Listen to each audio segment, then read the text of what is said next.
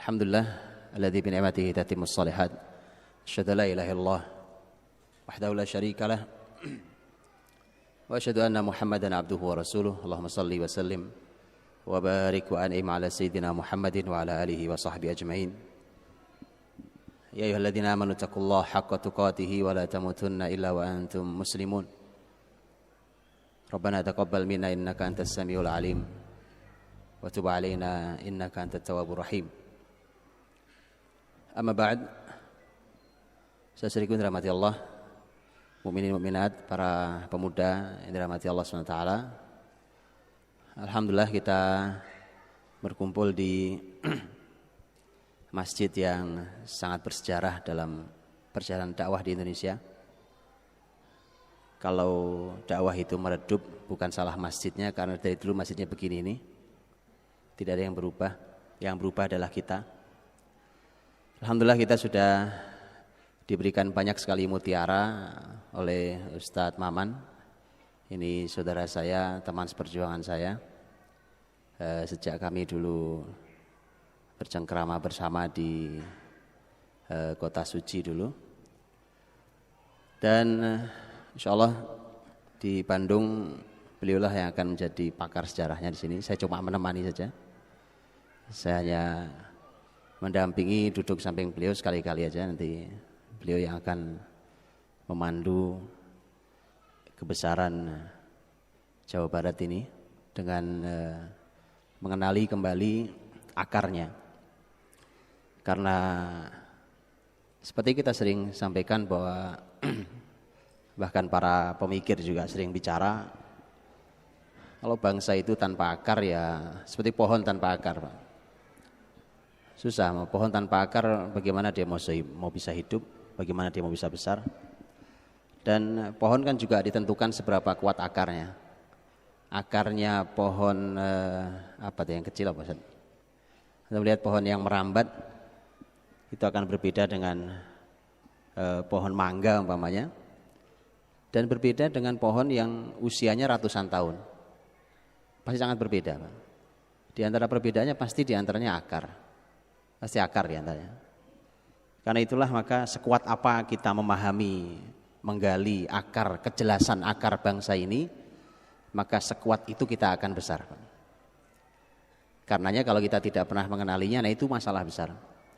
Saya tidak tahu di antara antum yang tinggal di Bandung ini seberapa yang paham tentang sejarah Pasundan, sejarah Bandung ini, sejarah Islam yang pernah hadir besar di negeri ini.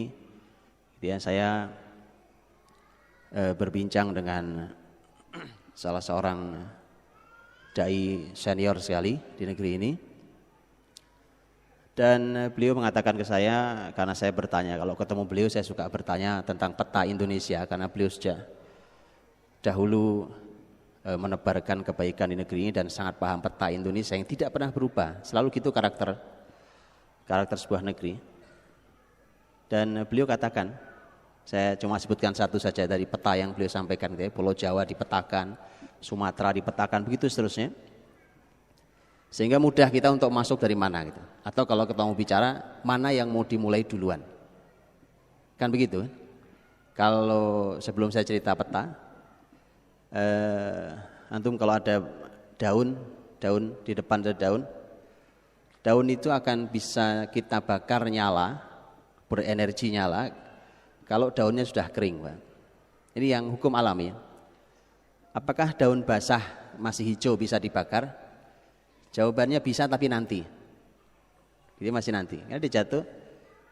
Kalaupun dibakar dia nunggu kering dulu, hilang airnya dulu, menguap dulu airnya, dipanasin segala macam, kemudian sampai kering baru bisa nyala dibakar. Perlu proses. Yang sudah siap nyala jangan ditunda, gitu. Yang sudah siap nyala. Nah itu kenapa perlu pemetaan. Dan sejarah itu pemetaan paling hebat, karena tidak ada yang berubah. Ternyata beliau cerita dari sejak zaman dahulu nih, orang yang saya temui ini sejak zaman dahulu beliau bercerita sampai hari ini nggak ada yang berubah. Dan beliau katakan Jawa Barat ini petanya adalah Islam. Itu kata beliau. Jawa Barat ini petanya adalah Islam. Cuma repot kalau Jawa Barat sendiri mulai jauh dari Islam. Nah, pasti itu yang repotnya sana.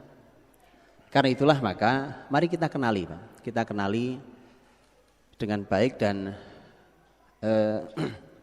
saya melihat bahwa kurikulum pendidikan generasi ini baik di sekolah ataupun di luar sekolah, di kampus atau di luar kampus, menurut saya makin hari makin tidak menarik, Pak.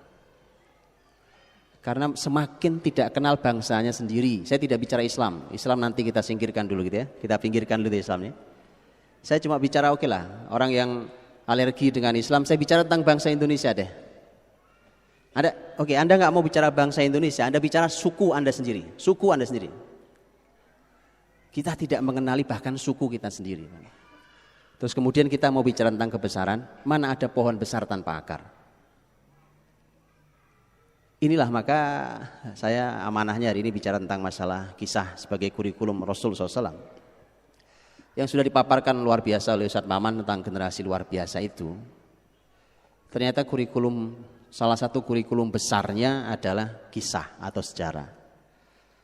Coba sekarang antum perhatikan di ini generasi muda hari ini yang ada di depan saya. Jangan-jangan masih bagus ingatan saya daripada ingatan antum tentang sejarah perjuangan bangsa Indonesia. Padahal saya belajarnya sudah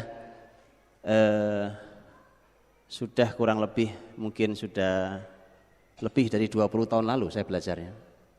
Gitu ya. Mungkin sudah 20 tahun lalu lebih. Jadi saya belajar tentang sejarah perjuangan. Setelah itu saya nggak pernah belajar lagi. Kenapa? Karena setidaknya lah, walaupun tentu perlu banyak dikoreksi dengan semua kurikulum sejarah Indonesia yang sering kali blur gitu ya, tidak jelas, buram gambarnya, gitu ya, sebenarnya yang benar yang mana ya segala macam ya kan.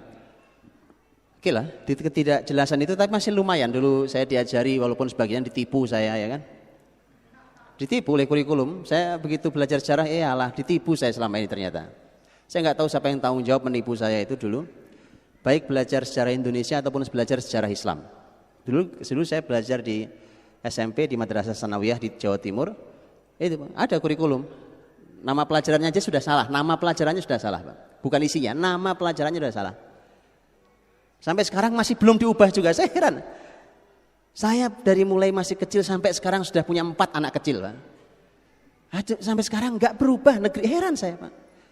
Saya juga nggak tahu kemana bangsa ini, orang pinter, para doktor, profesor melimpah ruah di negeri ini. Saya nggak ngerti, Pak. Wallah saya nggak ngerti. Nama pelajarannya salah, sejarah kebudayaan Islam. Antum tahu kebudayaan? Saya berhusnudzon, ini mungkin karena nggak bisa nerjemah. Mungkin maksudnya hadoroh, maksudnya mungkin al-hadoroh diterjemah kebudayaan. Bapak Ibu tahu budaya? Sunda ini punya budaya, betul ya? Budaya itu kesepakatan kita, Pak. Masyarakat Sunda ini sepakat kalau orang nikah budayanya begini, itu sepakat.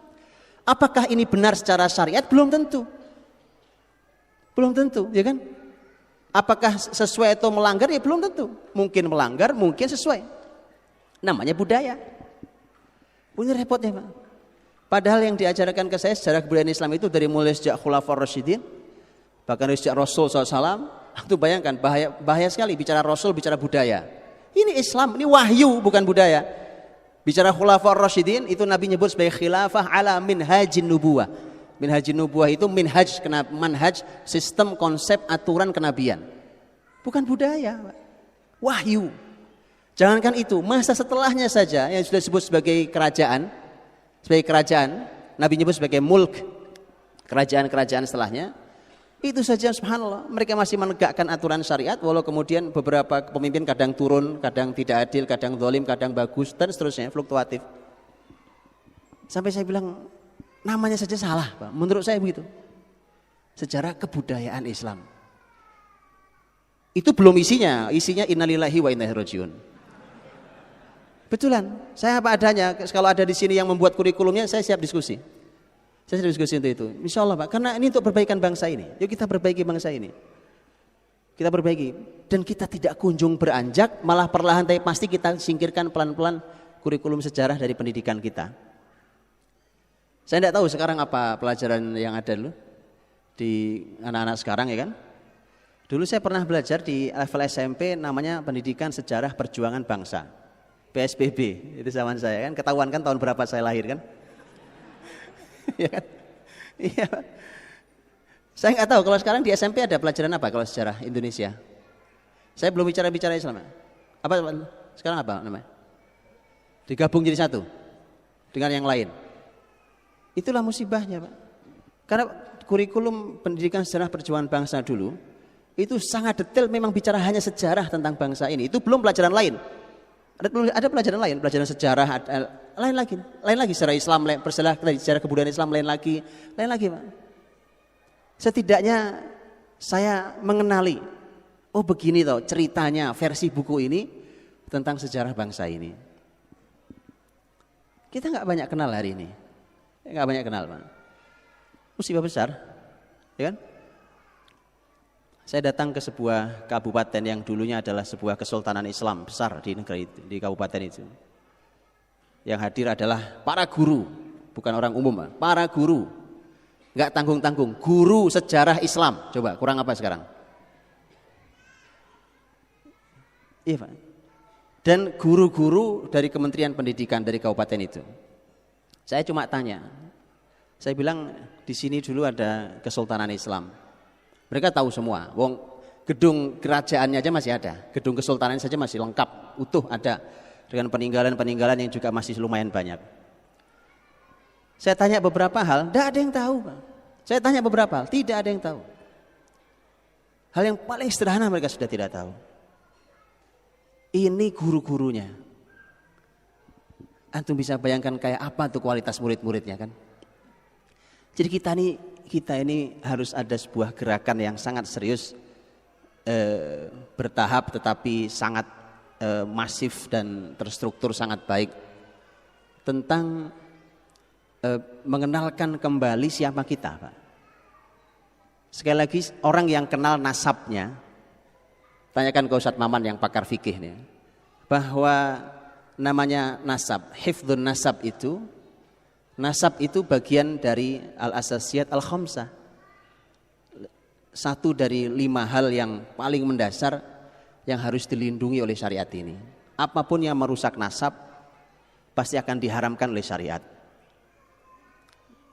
Mengapa sampai sebegitu hebatnya nasab dilindungi? Karena tadi, Pak, nasab itu subhanallah akan mewariskan banyak hal. Kan kita suka mendengar, saya sering sampaikan, kita suka mendengar ada namanya penyakit turunan, gitu ya. Para dokter suka bilang ini ada berpotensi, nah gitu ya. Berpotensi sekian kali lipat dibanding yang lain karena dia punya keturunan riwayat penyakit ini dari bapak neneknya segala macam, kakeknya. Saya cuma katakan, mengapa cuma penyakit yang berketurunan? Kenapa bukan kebaikan, potensi kemuliaan, kebesaran, keahlian, betul? Iya, Pak. Dan itu dia, makanya sampai sekarang kalau antum lihat, ini pemetaan mudah, dan kita sekarang juga sudah tidak, nasab kita ujungnya di mana kan kita juga sudah nggak tahu kan. Antum nih nasabnya sampai Ciung Wanara apa sampai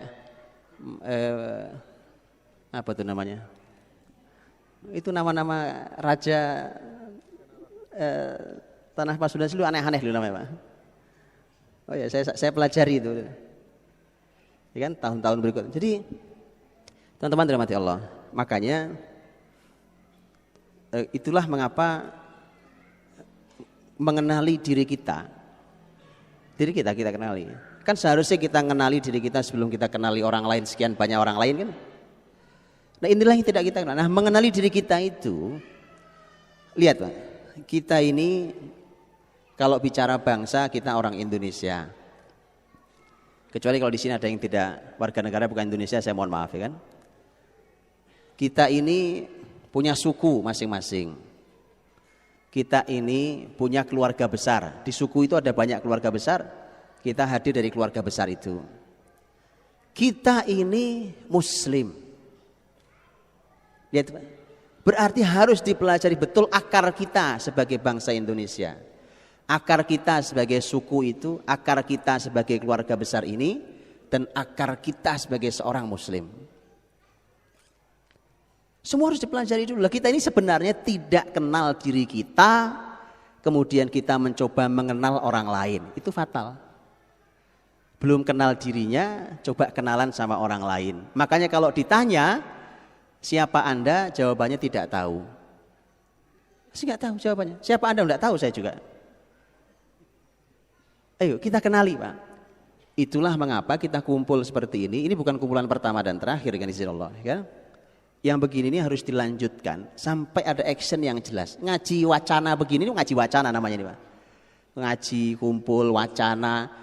Wacana begini tidak kalau Ustaz Maman bilang la yuharrik sakinan. Itu tidak menggerakkan orang duduk sama sekali Pak ya. Orang diam tuh nggak bisa bergeser gara-gara cuma wacana begini. Harus ada action yang jelas, harus ada tindakan yang jelas untuk mengubah sehingga kita mulai bergeser untuk mengenal diri kita sendiri. Baik, ini betapa pentingnya bicara tentang sejarah itu untuk mengenali sejarah kita masa lalu. Sebelum saya masuk ke Rasul SAW yang kurikulumnya sepertiga kurikulumnya adalah sejarah. Ya, sebelum bicara itu, saya ingin perdalam sedikit tentang kalimat saya tadi sebagai bangsa Indonesia, sebagai suku, sebagai keluarga, sebagai Muslim. Kita hari ini diarahkan dan sayangnya mau diarahkan, itu sayangnya, kepada hal-hal yang rumit, sulit, tetapi kita malah menghindari sesuatu yang mudah Pak. Apa maksudnya? Saya berikan contoh Pak. Saya berikan contoh. Kalau seseorang belajar tentang nasabnya dengan baik, saya ini keturunan siapa? Antum kalau baca hadis Nabi tentang nyari keturunan, nyari jodoh, ya, menikahi wanita yang dipilih itu kan Nabi mengatakan tunkahul mar'ah li arba. Salah satunya Nabi menyebut linasabiha. Dalam riwayat lain bukan linasabiha tapi lihasabiha. Ternyata nasab sama hasab itu beda. Tapi satu hal yang terangkai. Kalau nasab itu saya keturunan siapa? Saya bin siapa, terus gitu. Itu namanya nasab. Rangkaian silsilah keturunan itu namanya nasab. Tapi kalau hasab, para ulama mengatakan pakai hasab itu artinya adalah apa karya besar nasab ini. Itu aja kita belum selesai PR-nya kan? Ayo coba angkat tangan. Siapa yang mampu mendeteksi di keluarga masing-masing, ya kan? Mendeteksi, Pak saya ini anaknya ini, bin ini, akhir nasab saya di sana dan keluarga saya itu ternyata punya nasab kelebihannya apa? Saya mau tanya Pak, di sekolahan atau di kampus mana yang ada PR untuk nyari nasabnya? Itu kenapa saya bilang tidak menarik pendidikan negeri ini kalau dengan cara seperti ini Pak. Kita itu tidak kenal diri kita sendiri. Bangsa Indonesia tidak kenal bangsa Indonesia sendiri. Kemudian kita bicara dengan bangsa lain.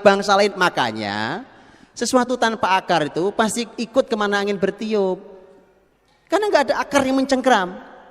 Baik, tidak ada. Antum kalau lihat akar mencengkram Pak, itu mau angin bertiup sekencang apapun dia kokoh sebagai pohon yang kuat. Itu.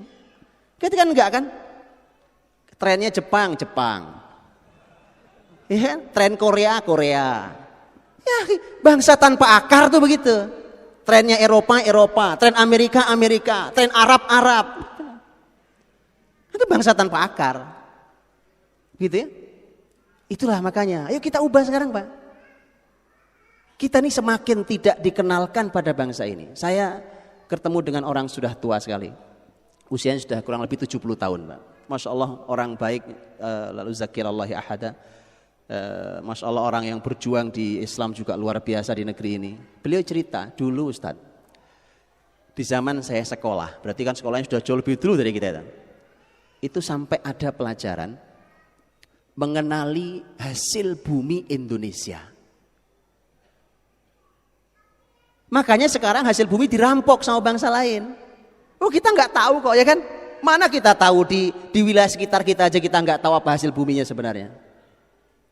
Itu sampai dikenali, ada pelajarannya khusus untuk mengenali itu. Apa saja sih? Itu dikenalkan, bukan usia kampus sudah ketuaan. Bukan usia kampus, kelamaan Pak, keburu dirampok. Kelamaan kurikulum itu. Betul kan? Dia punya kesadaran tentang, ini negeri saya ini. Ini negeri saya. Antum sekarang baru sadar kenapa kita mudah ditipu?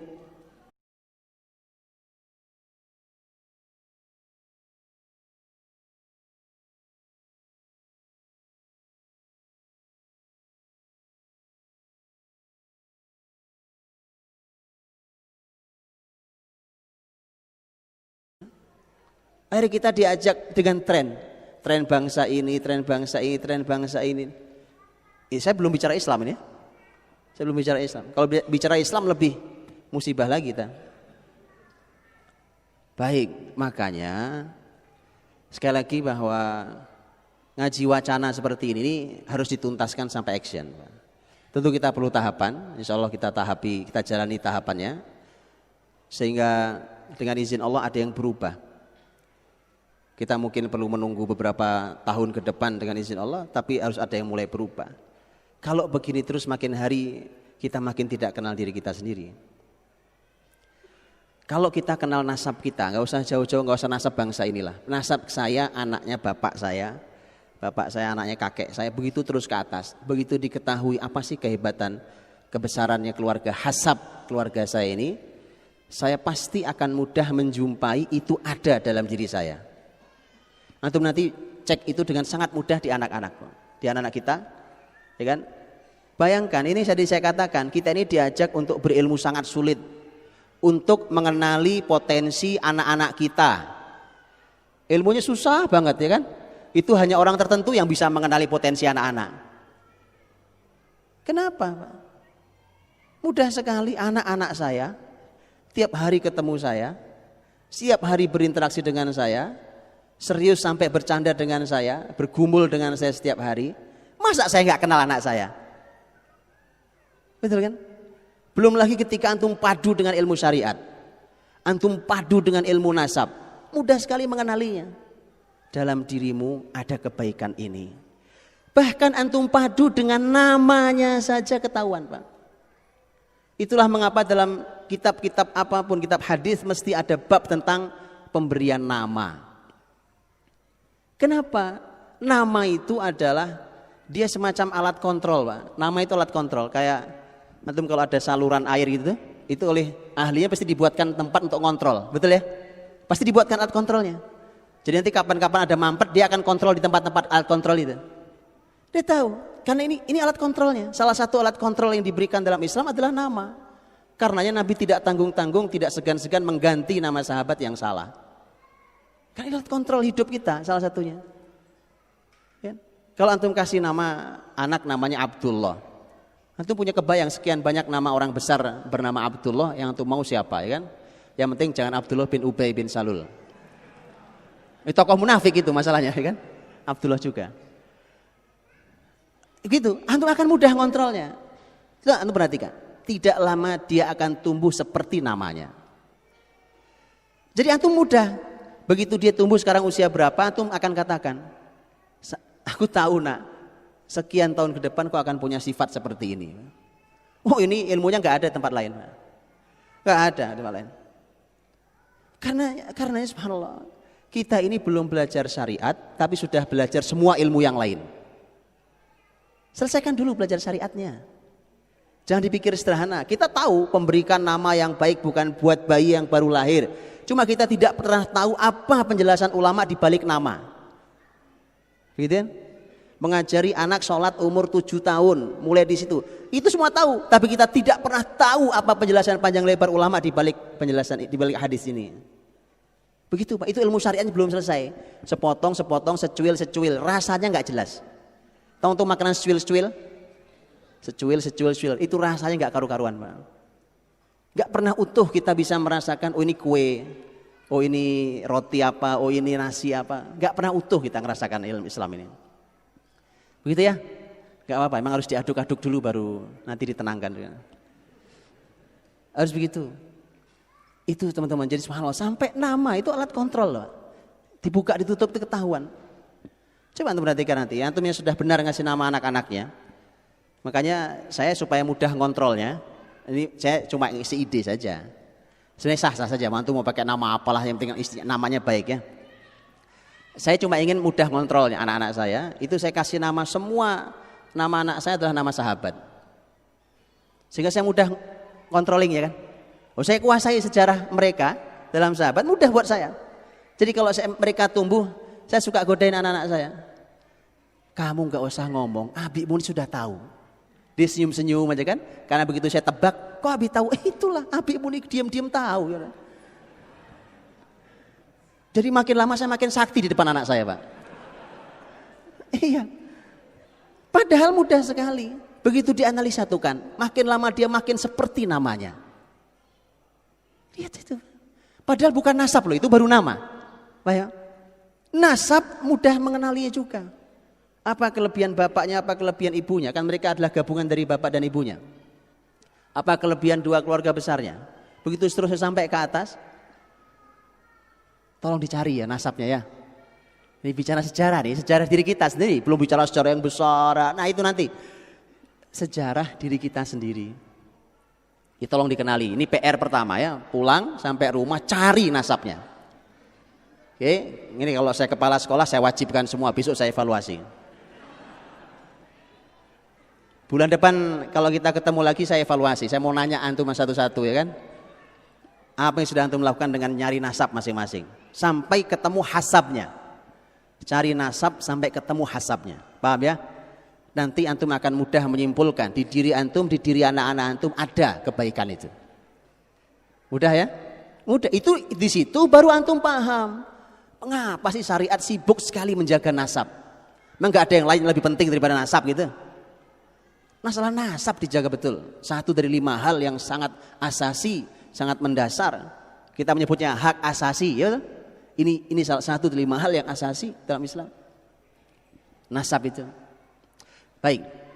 Teman-teman dirahmati Allah SWT, kita akan kembali kepada kehidupan manusia terbaik yang itu akan dikembalikan dengan izin Allah Subhanahu wa taala di masa ke depan kita ini. Makanya kenapa kita kumpul, kita mencoba menggalinya untuk mengembalikannya. Untuk mengembalikannya tentu kita tidak akan pernah sesempurna yang ada, yang pernah berlalu.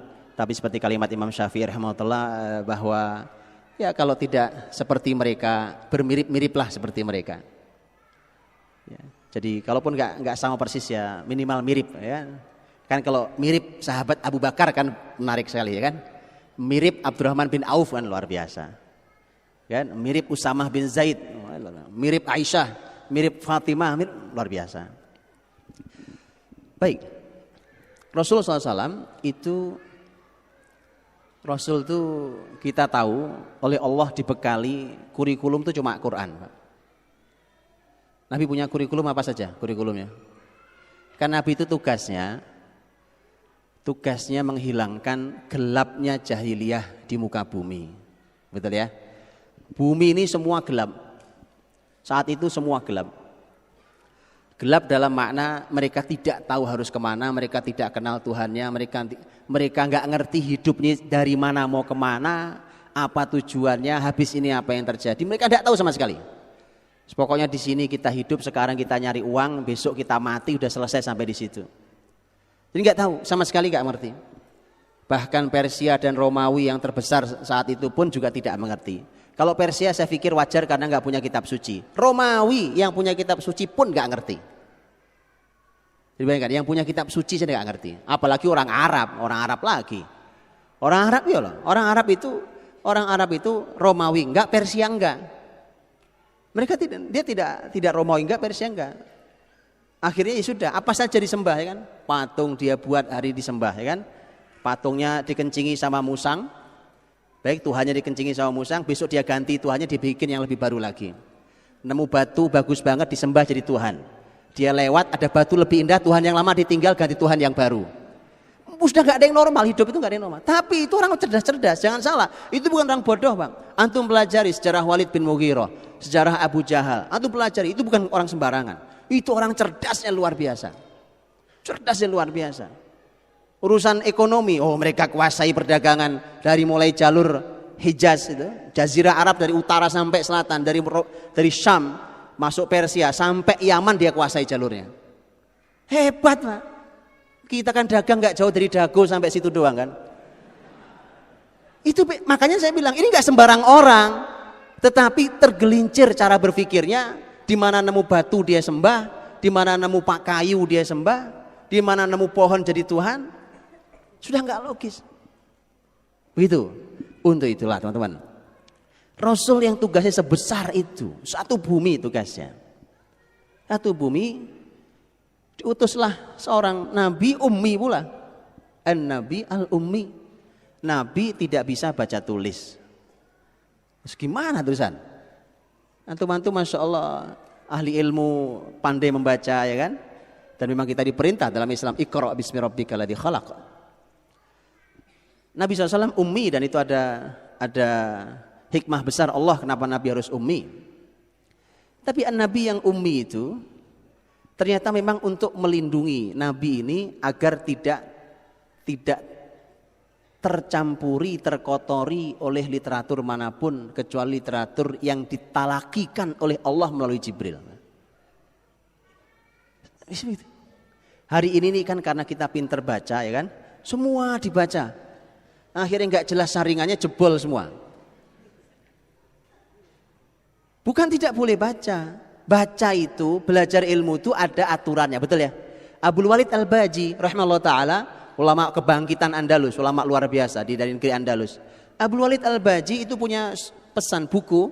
Buku itu adalah pesan Abdul Walid Al-Baji untuk kedua putranya. Ditulis nasihatnya Abdul Walid Al-Baji untuk dua putranya. Salah satu nasihatnya tentang ilmu filsafat gitu. Dia katakan, nak, jangan pelajari filsafat. Karena kau masih kecil, imanmu belum kuat. Nanti kalau imanmu sudah kuat, ilmumu sudah bagus, silahkan pelajari filsafat, karena filsafat itu otomatis akan jatuh di matamu. Lihat, saya cuma ingin nukilkan, saya tidak bicara filsafatnya itu, kapan-kapan kita bicara boleh kan? Cuma yang saya katakan adalah belajar ilmu itu ada urutannya, Pak. Ada urutannya.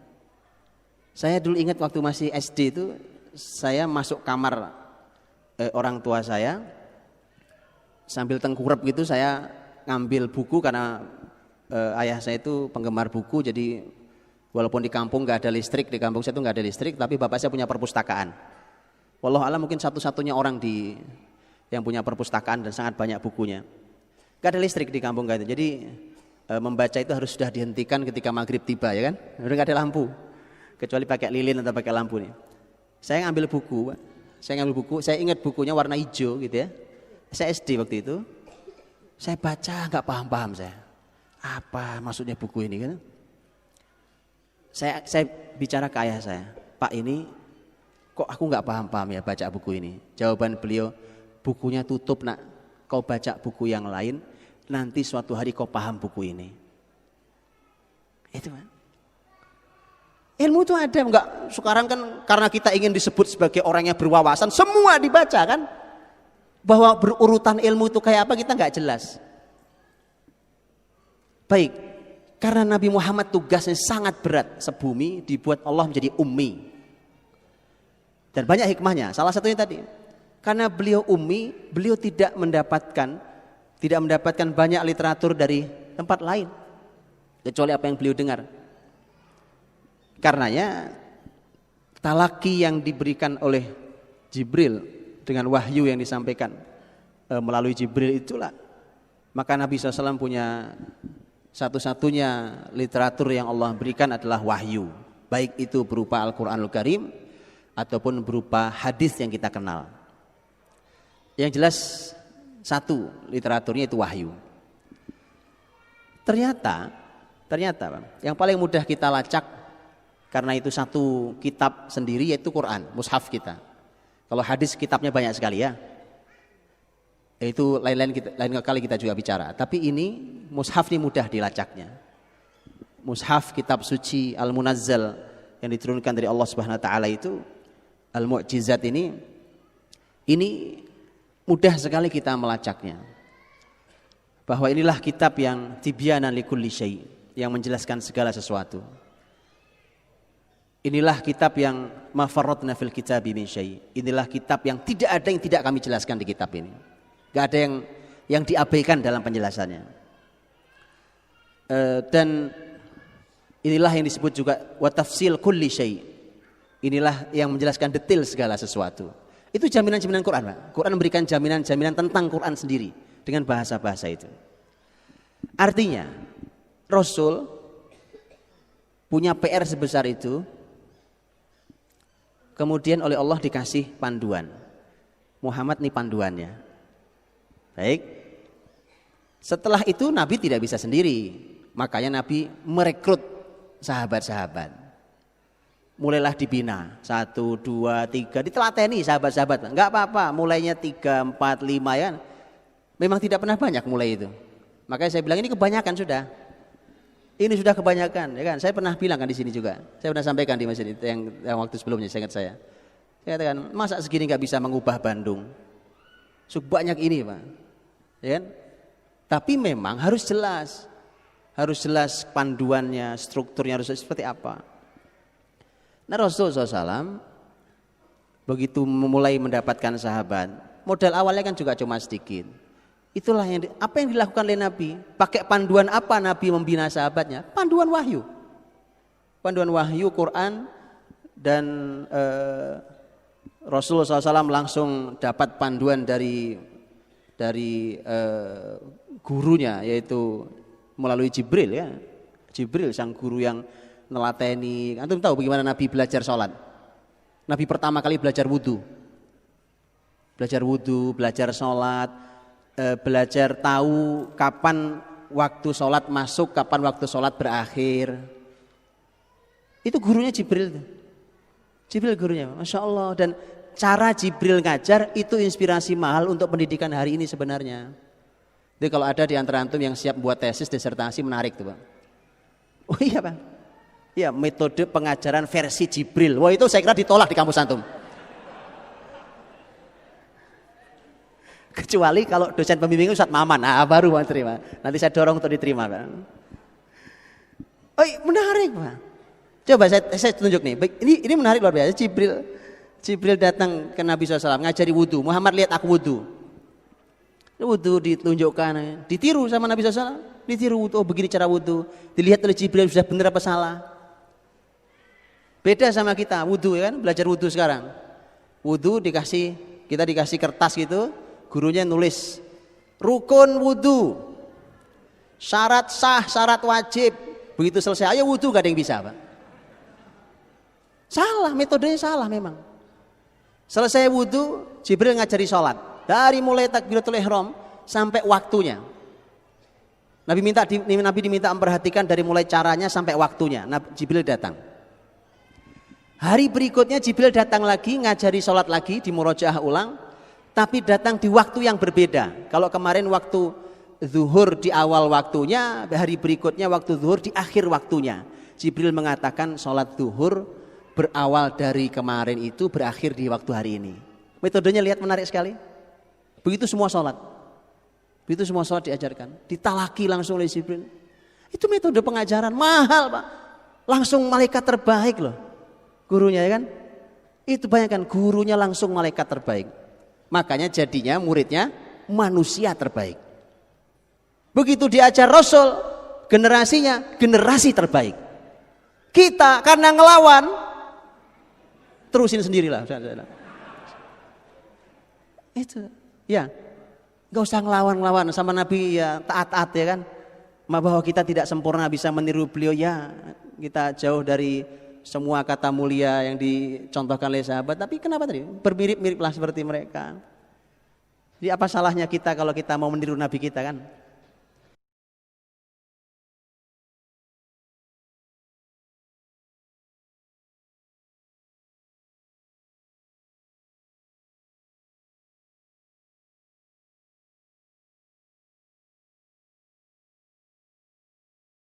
Baik. Rasulullah SAW dengan panduan Quran itu, teman-teman, yang tadi saya katakan, ternyata sepertiga Quran itu isinya sejarah. Karena tadi saya katakan bahwa ternyata kurikulum generasi terbaik yang pernah dilahirkan Nabi itu para sahabat. Kan untuk bumi berubah dari jahiliyah mendapatkan cahaya Islam itu kan Rasul dilanjutkan oleh sahabat. Begitu kan? Ya lanjut sahabat. Antum tahu sahabat terakhir wafat tahun berapa? Sahabat yang terakhir sekali wafat tahun berapa? Nggak tahu ya? Ya kurang lebih mereka wafatnya sekitar tahun 110 kurang sedikit lah, 110 kurang lebih Hijriah. Itu sahabat paling terakhir yang meninggal. Antum tahu? Itu ambillah angka terjauhnya 110. Antum tahu kalau zaman kepemimpinan, kekhilafahan, zaman dinasti atau zaman kesultanan, zaman muluk, itu Umar bin Abdul Aziz saja, orang hebat yang luar biasa. Bahkan para sebagian ahli sejarah mengatakan kalau boleh disematkan Khalifah Rasyid yang kelima adalah Umar bin Abdul Aziz. Saking hebatnya beliau. Padahal dari zaman sahabat, walaupun beliau tabiin, tapi dari zaman sahabat cukup lumayan jauh. Ya? Karena ini Umar bin Abdul Aziz, kita semua tahu bahwa Umar bin Abdul Aziz itu punya nasab dari Umar bin Khattab. Umar bin Abdul Aziz rahimahullah ta'ala itu meninggal setelah mengakhiri kepemimpinannya tahun 101. Sahabat masih ada yang hidup. Antum tahu wilayah yang Umar bin Abdul Aziz? Iya, sejarah masuk Islamnya negeri Samarkand. Antum tahu Samarkand enggak? Tahu Samarkand enggak, Pak? Enggak tahu. Besok saya minta ada peta besar di sini, Pak. Supaya jelas Salman ini mau kemana dengan peta itu ya kan? Kasih peta besar supaya jelas arahan kita gitu ya. Memang kalau belajar sejarah besok antum kalau masuk belajar sejarah lagi antum buka peta ya. Karena Ustadz Maman pasti akan sangat banyak bicara tentang negara-negara. Nanti kalau nggak kebayang gimana tuh. Kalau dibilang, itu besar, nggak kebayang besarnya seberapa itu Pak. Kira-kira kalau sama Bandung gedean mana itu Pak. Jadi nggak kebayang antum tahu Samarkand, wilayah Samarkand Masya Allah. Samarkand teman-teman itu wilayah timur jauh. Dulu Soviet. Samarkand tuh masuk Islam di masa Umar bin Abdul Aziz dengan cara damai dan sangat ajaib. Itu sudah membentang sampai wilayah barat, Pak. Sampai wilayah barat sana sudah luar biasa. Sahabat masih hidup. Masih ada sahabat yang hidup. Artinya, Pak, Rasul dilanjutkan oleh sahabatnya. Perjuangan untuk mencahayai bumi ini. Sampailah nanti di negeri ini. Kalau di sejarah kerajaan-kerajaan di Indonesia itu kabarnya dulu kerajaan Sriwijaya, saya nggak tahu Raja Palembang pernah kirim surat ke Umar bin Abdul Aziz yang mengenalkan dirinya, aku adalah raja, anak keturunan raja dan seterusnya aku punya. Pokoknya disebutkanlah kehebatan sang Raja Sriwijaya ini. Kemudian isinya surat itu minta pada Umar bin Abdul Aziz, sang khalifah terbesar di muka bumi, untuk mengirimkan dai Islam yang bisa mengajari masyarakat Sriwijaya tentang Islam. Saya juga tahu ini kebenaran kisahnya, tapi itu pernah saya baca ya kan, karena sanadnya juga nggak jelas. Kalau sejarah Islam kan ada sanadnya ya. Jadi PR kita untuk mencari sanad memang. Tapi oke lah, anggaplah itu sebagai sebuah kisah yang menarik bahwa di zaman Umar bin Abdul Aziz itu berarti Pak, komunikasi sudah sampai Nusantara ini. Itu sahabat masih ada yang hidup. Supaya kita tahu petanya. Sahabat Nabi masih ada yang hidup. Generasi sebaik itu tuh, ternyata kurikulumnya Quran itu sepertiganya adalah sejarah. Para ahli Al-Quran mengatakan sepertiga Al-Quran adalah sejarah. Sebesar itu kok kita abaikan. Sebesar itu loh, kok kita abaikan sejarah kita. Saya baca tesis S2, kurang lebih dicetak sekitar 300-an halaman. Tesis S2 hanya ini tesis unik sekali ini. Tesis cuma membahas tentang satu orang, yaitu dalam sejarah orang luar biasa karya besarnya, walaupun beberapa sejarah hidupnya tidak jelas, tapi karyanya luar biasa, yaitu Al-Qa'qa' bin Amr At-Tamimi. Qa'qa' itu bin Amr At-Tamimi itu ada tesis S2-nya, cuma tentang Qa'qa' saja, itu ada tesis S2 kurang lebih di 300-an halaman kalau di bukunya, jadi buku. Itu Pak, puluhan halaman hanya bicara tentang masalah nasabnya Kok saja. At-Tamimi, Bani Tamim itu dibahas puluhan halaman. Sampai si penulisnya bilang, kalau saya tidak takut terlalu tebal, akan saya jelaskan dengan lebih detail daripada ini. Nah gitu Pak. Itu jadi orang tuh tahu persis sejarah dirinya. Begitu ya. Tahu persis sejarah dirinya. Ini pecah cabang sana terus, cabang-cabang terus, di mana wilayah kebesaran Bani Tamim, siapa saja tokohnya, ahli ini, ahli itu, semuanya.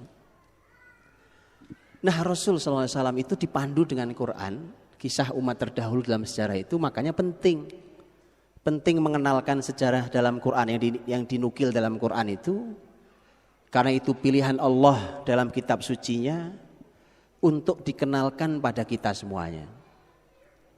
Ada yang pernah selesai mengkaji sejarah dalam Quran?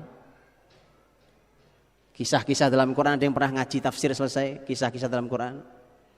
Itu antum perlu sadar bahwa inilah dulu kisah-kisah yang pernah membangun sahabat sampai mereka jadi generasi terbaik.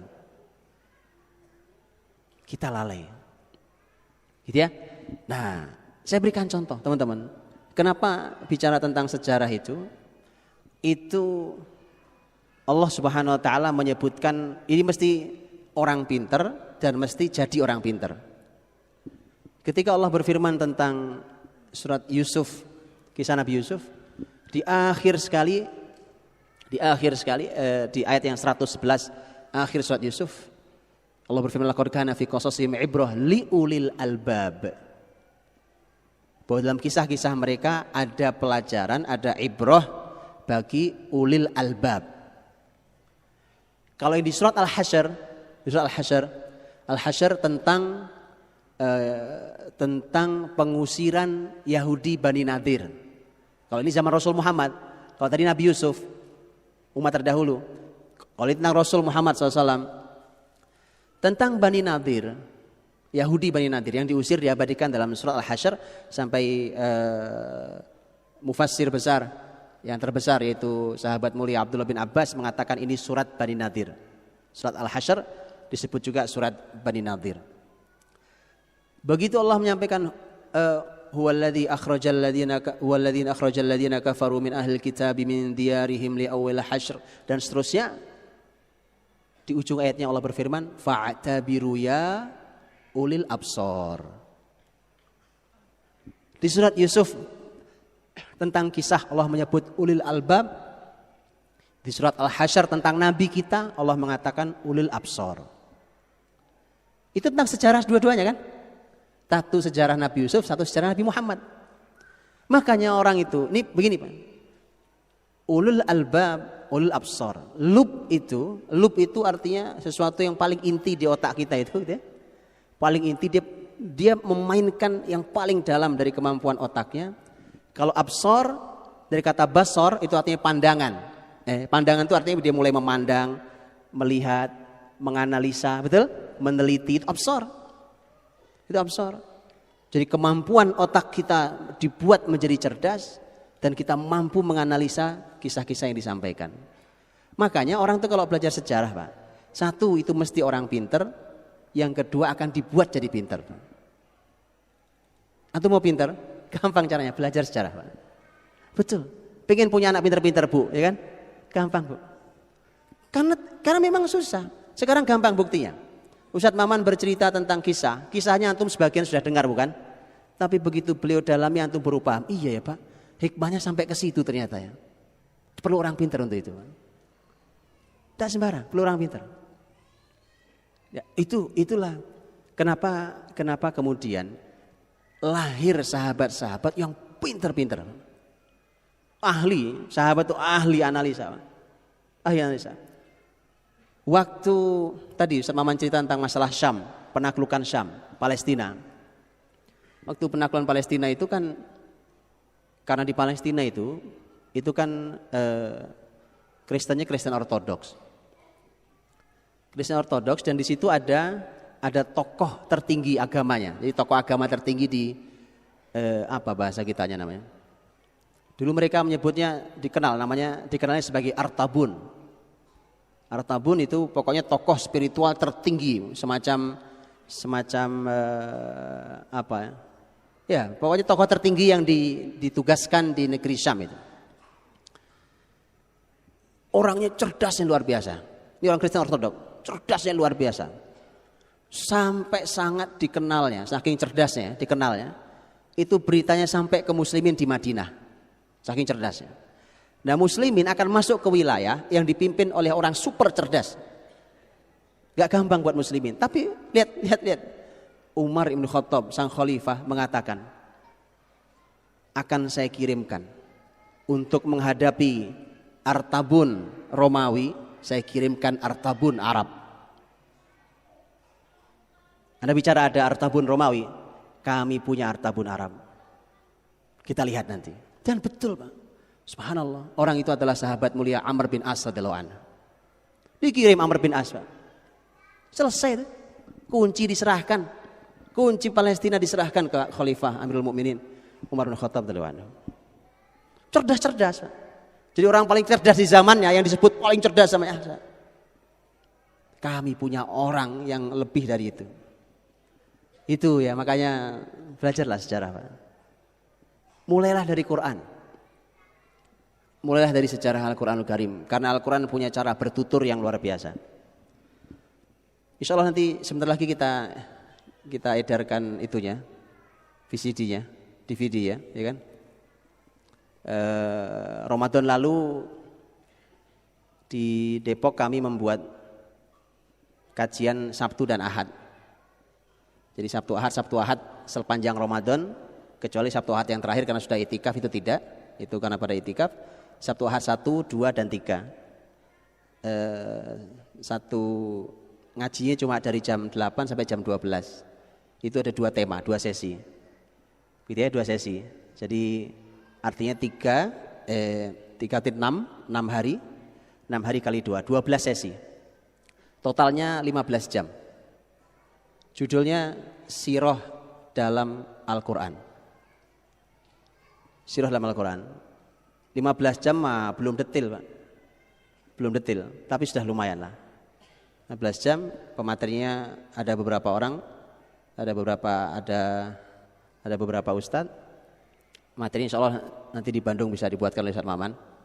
Bisa dibuatkan karena subhanallah antum akan melihat bahwa Quran itu memang memuat sejarah, tapi bukan buku sejarah. Dia buku panduan hidup, dia kitab suci yang menjadi huda, jadi petunjuk. Dan karena dia mukjizat, cara bertuturnya juga mukjizat. Cara bertuturnya juga mukjizat. Itu yang kita ungkap di pertemuan Ramadan lalu. Tentu tidak detail sekali karena baru 15 jam. Ngaji baru 15 jam kan belum terlalu detail ya kan. Nah, itu subhanallah. Makanya kalau ngaji cuma secuplik enggak bakal detail. 15 jam itu belum detail.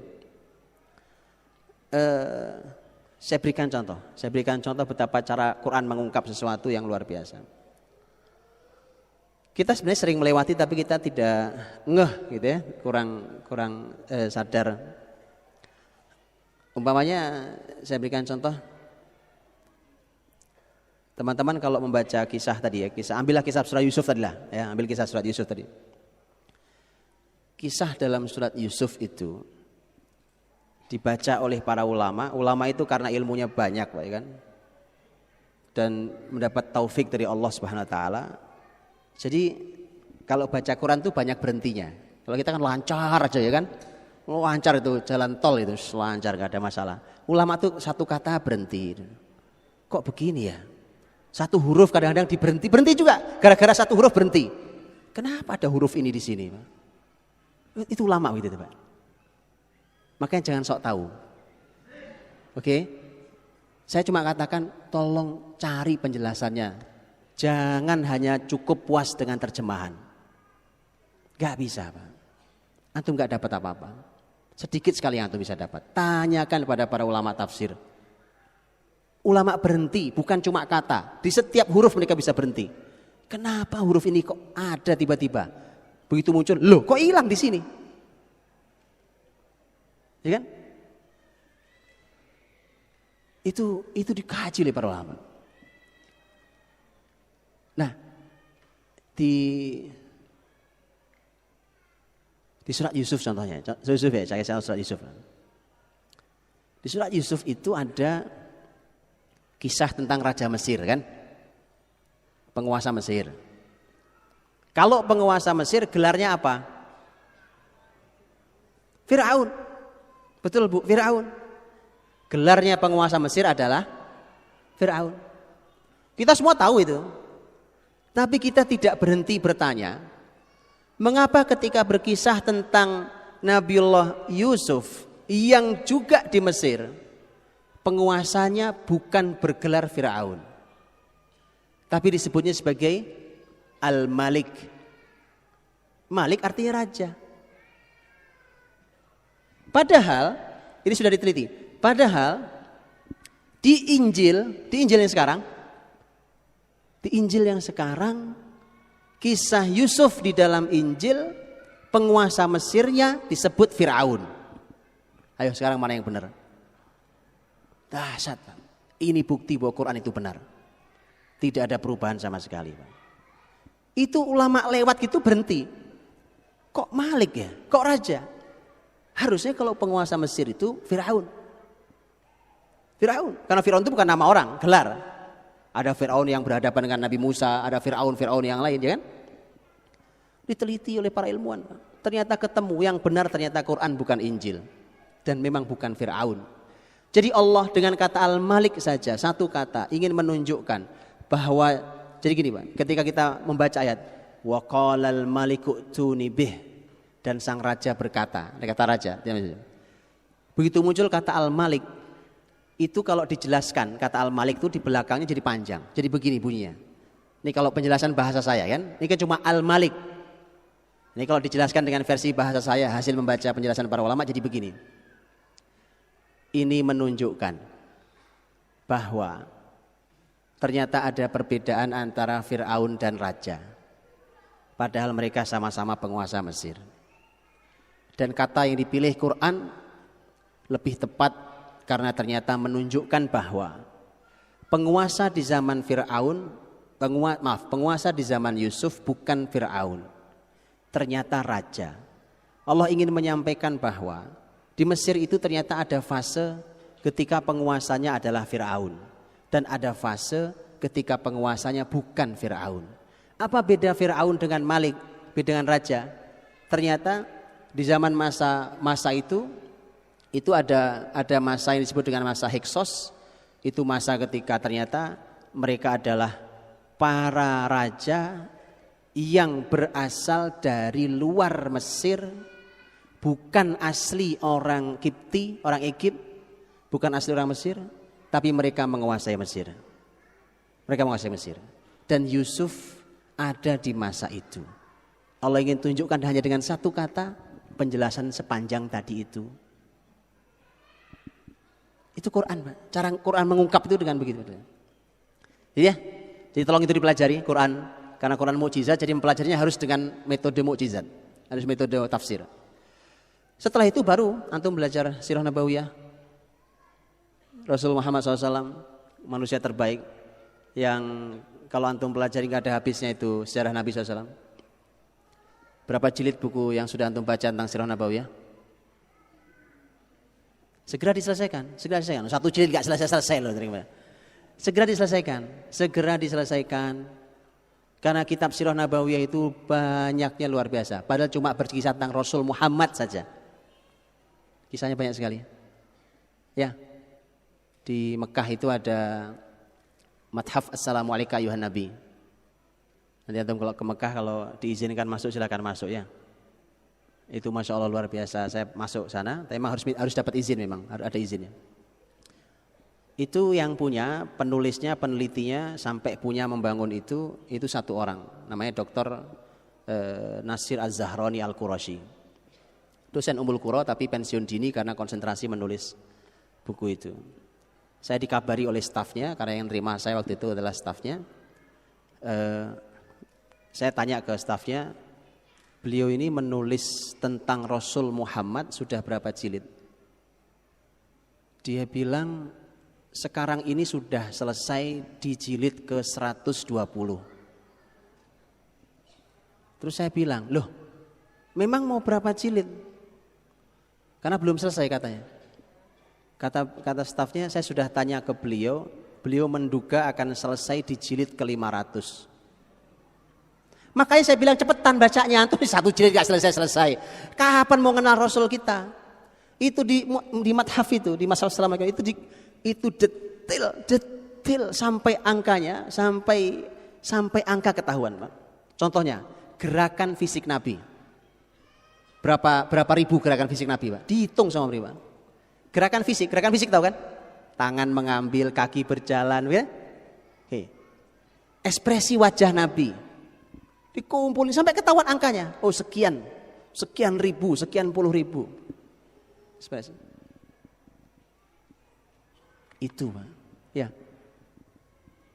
Belum nanti setelah itu kita harus pelajari sistem lengkap, melengkapi semua itu, sistem lengkap. Rasul sudah lengkap. Al-yauma akmaltu lakum dinakum, lengkap. Tetapi ada perkembangan yang memang harus diselesaikan sampai lengkap. Karena ada beberapa zaman yang di zaman Nabi tidak ada, sampai masa Khulafaur Rasyidin punya PR tentang Khulafaur Rasyidin. Begitu Khulafaur Rasyidin, kita masih punya PR membahas tentang sampai masa terakhir Islam punya kekuasaan zaman Turki Utsmani 1924 berakhir. Sampai sekarang kita seperti ayam kehilangan induknya, nggak punya induk. Setelah itu kita punya PR tentang bangsa ini.